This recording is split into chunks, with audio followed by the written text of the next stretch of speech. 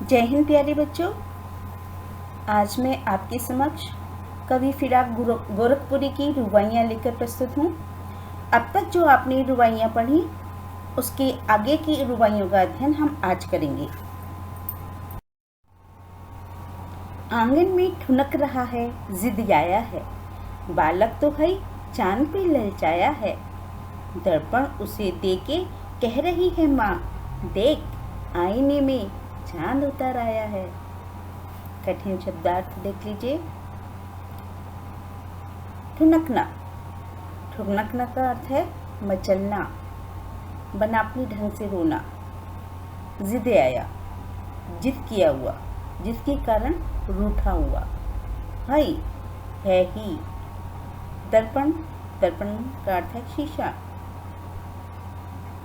आईना, आईना का भी अर्थ शीशा है।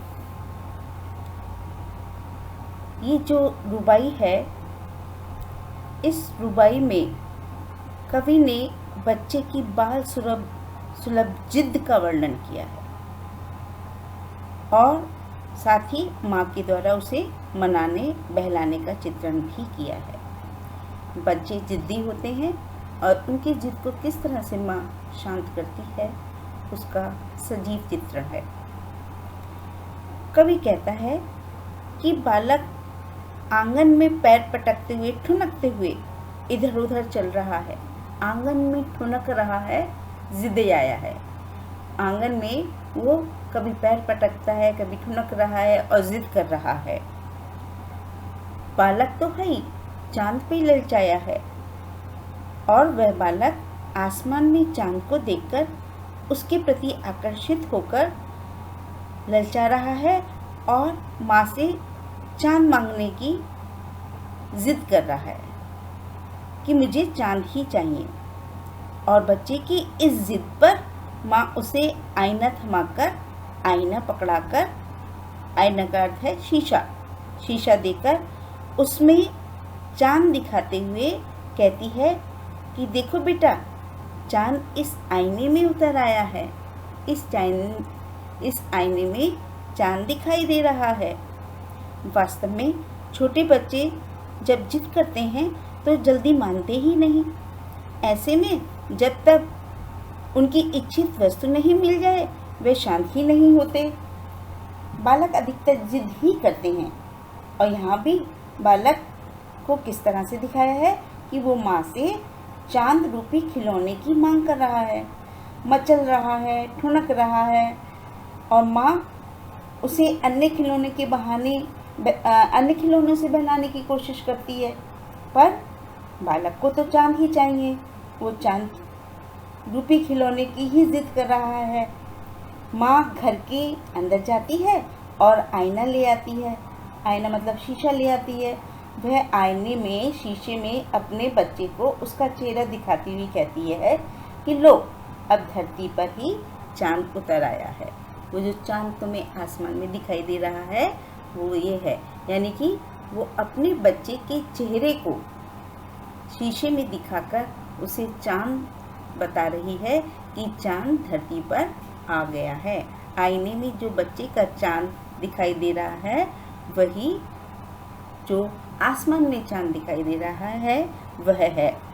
इस वर्णन के प्रसंग में गोस्वामी तुलसीदास का कवितावली में वर्णित बाल छवि वर्णन भी देखने योग्य है, जिसमें राम को चांद के लिए हट करते हुए चित्रित किया गया है। तुलसीदास ने भी इसी तरह लिखा है, कबहू ससी मांगत आरी करे। और इसी तरह का वर्णन सूरदास जी ने भी किया है। सूरदास का भी वर्णन बहुत ही सुंदर है और ज़रूर आपने वो वाला पद सुना होगा, क्या, मैया मैं तो चंद्र खिलौना ले हूँ। इस प्रकार से चंद्र रूप खिलौना मांगने की सूरदास ने भी जिद करना बच्चे की दिखाई है। और ये इस प्रकार ये वर्णन बाल सौंदर्य वर्णन की सुदीर्घ काव्य परंपरा से भी जुड़ जाता है। तो इस प्रकार से आपने देखा कि यहाँ पर बहुत सुंदर वात्सल्य रस का चित्रण हुआ है। काव्य सुंदर्य देख लें। काव्य सुंदर्य सार्थक शब्दों एवं वर्णों का प्रयोग करने से उच्चारण में कोमलता आ गई है। ठुनक, जिद आया है इत्यादि शब्द पूरी तरह सार्थक भावों को अभिव्यक्त करने में समर्थ हैं। चित्रात्मक शैली के साथ बच्चे की गतिविधियों का स्वाभाविक वर्णन हुआ है। स्वभावोक्ति अलंकार का सुंदर प्रयोग हुआ है और इसमें वात्सल्य रस का भी अनूठा प्रयोग है। अर्थग्रहण संबंधित प्रश्न देख लीजिए। पहला प्रश्न है, शायर के अनुसार बच्चा ठुनक रहा है, जिद आया है, आपके अनुसार इसका क्या अर्थ हो सकता है? तो इसका उत्तर हम इस तरह देंगे। बच्चे की ठुनकने और जिदियाने में उसकी बाल सुलभ हट एवं मनपसंद चीज प्राप्त करने की चेष्टा प्रदर्शित होती है। वह अपनी माँ से चांद लेने के लिए हट कर रहा है, जिद कर रहा है, जो उसे अच्छी लग रही है। अगला प्रश्न, बच्चा अपनी माँ से क्या मांग रहा है? उत्तर हम इस तरह देंगे। बच्चा अपनी माँ से आसमान में उगे चांद की मांग कर रहा है, क्योंकि वह चांद को देखकर उसकी सुंदरता से प्रभावित होकर उसकी ओर आकर्षित हुआ है और उसे पाना चाहता है। अगला प्रश्न, माँ बच्चे की जिद को किस प्रकार शांत करती है? इसका उत्तर इस प्रकार से होगा।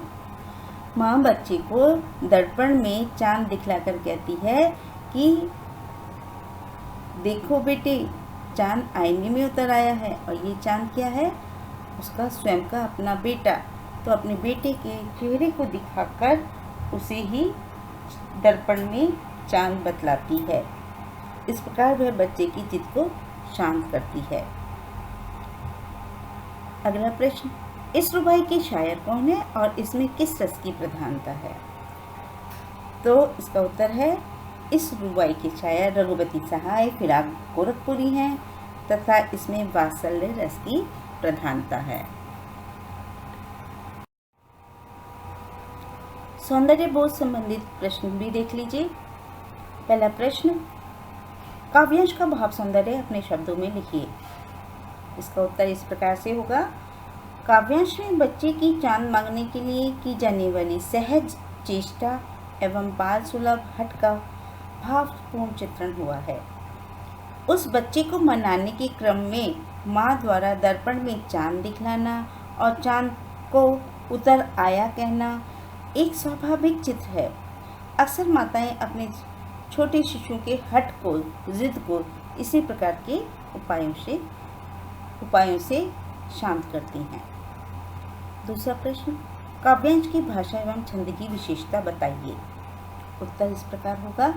काव्यांश की भाषा उर्दू एवं लोक भाषा के शब्दों के मेल से बनी अत्यंत सजीव बिंब प्रधान भाषा है। इस काव्यांश का छंद रुबाई है, जो उर्दू कविता का अत्यंत प्रसिद्ध काव्य छंद है। अगला प्रश्न, रुबाई में किस शैली का प्रयोग किया गया है? रुबाई में चित्रात्मक शैली का प्रयोग किया गया है। अब हम पढ़ते हैं आगे की ओर। तो बच्चों, ये था हमारा आज का सेशन। आशा करती हूँ आज का सेशन आप सभी को पसंद आया होगा। अगर आपको आज का सेशन पसंद आया है तो इस वीडियो को लाइक करें और साथ ही अगर आपके किसी भी तरह के कोई प्रश्न है तो कमेंट बॉक्स में कमेंट करें। साथ ही साथ इस वीडियो के लिंक को ज़्यादा से ज़्यादा बच्चों के साथ शेयर भी करें। इसके साथ ही इस चैनल को सब्सक्राइब करें और प्रेस करें बेल आइकन पे, ताकि समय समय पर आने वाले वीडियोस का नोटिफिकेशन आपको मिलता रहे। आज के लिए बस इतना ही। धन्यवाद, बहुत बहुत धन्यवाद।